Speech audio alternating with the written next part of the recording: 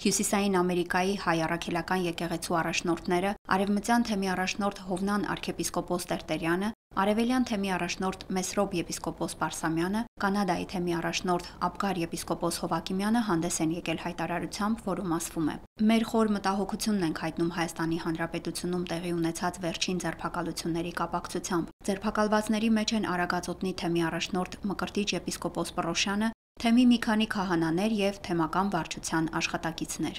Ձերբակալված հոգևորականները ճանաչված են իրենց նվիրումով, խոնարհությամբ, ժողովրդին և ավետարանին ծառայությամբ։ Նման վերաբերմունքը վտանգում է մեր ազգի բարոյական և հոգևոր հիմքերը, խաթարում է եկեղեցու սրբազանդերը ազգային կյանքում։ Կոչ ենք ուղղում Հայաստանի Հանրապետության իշխանություններին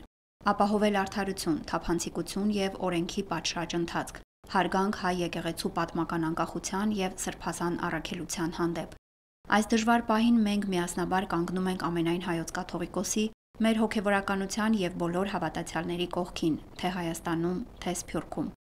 Մեր համայնքներին հրավիրում ենք միասնական աղոթքի, իմաստության, խաղաղության, մեր հայրենիքում վստահության և միաբանության վերականգնման համար», նշված է հայտարարության մեջ։